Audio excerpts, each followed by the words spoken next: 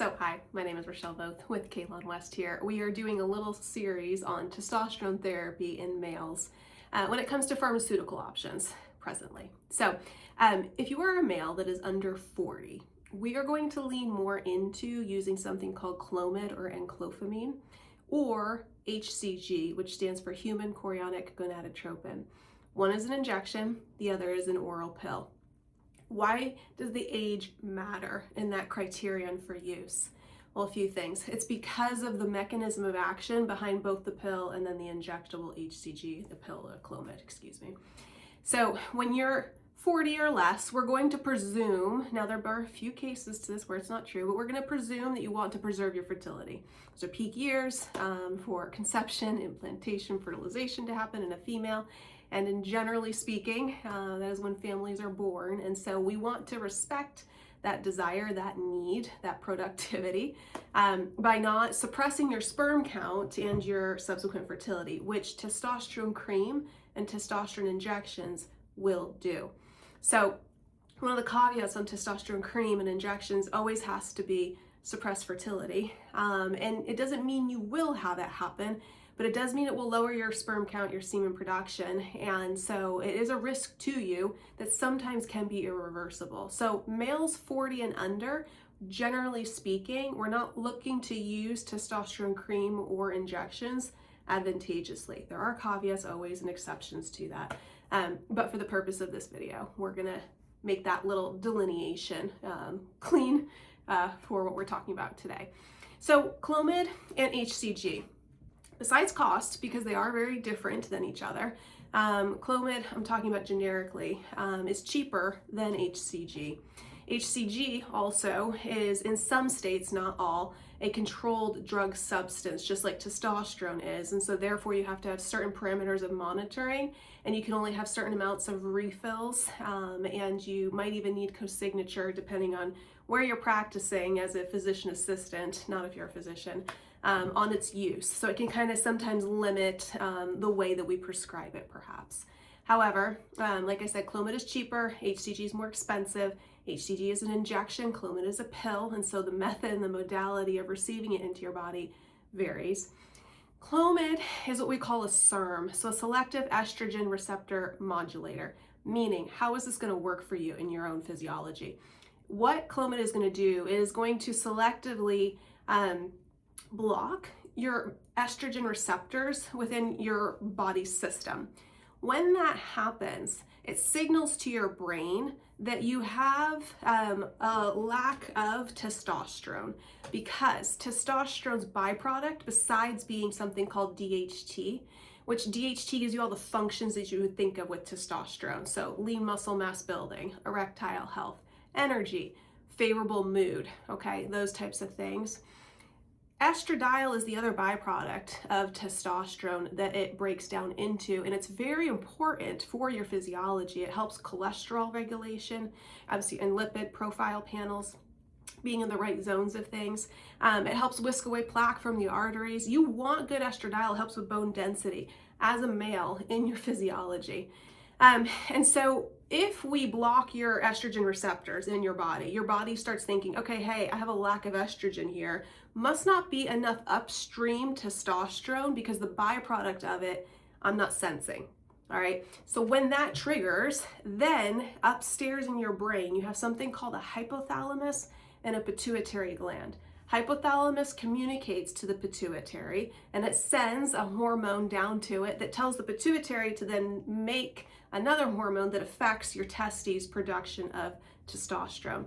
So this selective estrogen receptor modulator drug, when it blocks your estradiol receptors, so your body is hijacked into thinking you don't have enough estradiol as a byproduct of testosterone deficiency, it's going to upstairs inform your brain in those regions, the hypothalamus, and then byproducts communicate to the pituitary that there is not enough, and so it needs to make more, and your brain chemistry needs to plug out and chug out more signaling so that downstairs the testes are affected to produce more testosterone.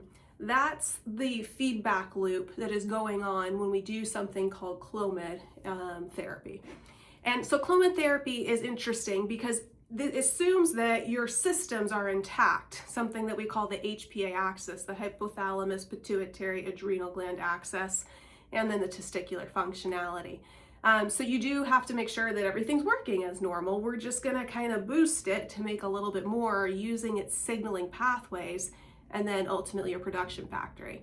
So that's Clomid. Now, some of the side effects with Clomid can be headaches or nausea, fatigue, the most common ones to see. Because again, we're utilizing brain structures and anatomy.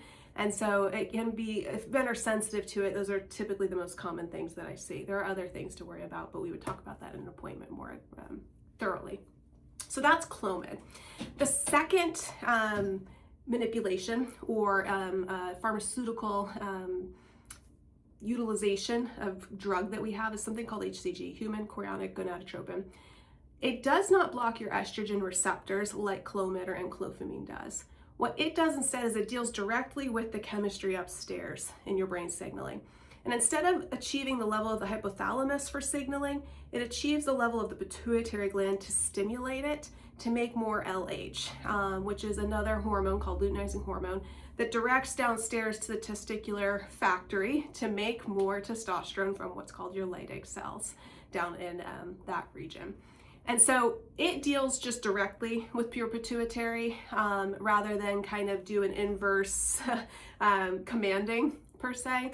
And so that sometimes is a little bit more advantageous for males because it eliminates some of the side effects that the SERMs have, or the Clomid and clofamine, from the byproduct of utilizing the hypothalamus pituitary pathway. This one just is a direct access to pituitary instead. However, it's injection, and so that's not always fun. Now, Clomid, I'll say with the pill, you do take daily. You could do it every other day. One of the two is the most common thing to utilize. And there are different dosages, and so you can manipulate things to whatever we need. With HCG, you draw up in a syringe, usually like a diabetic insulin needle, and you inject into your flank, most commonly, a few times per week. You can do it daily in certain cases, but most of the time we just need it 3 times per week. And so HCG is available to boost your testicular testosterone production, again, assuming that the pathways of your physiology and your anatomy are all correct, which we will have blood work on file prior to enacting these things to prove that, yes, this is something that we can utilize in an appropriate therapy way. Now, fun thing about HCG is that sometimes it can kind of shockwave the pituitary gland back into life. If you've had damage from repetitive, let's say, boxing matches or football player concussions or a really bad motor vehicle accident, sometimes the pituitary gland gets stunted in its ability to thrive. And so waking it up with some extra signaling can sometimes, for males, spark plug it back to life and revive that production pathway to the point that where they might not need the HCG anymore. So it does have a little bit of an advantage of restoration, possibly. Clomid and clofamine does not. So sometimes that's one selective strategy that we utilize it for.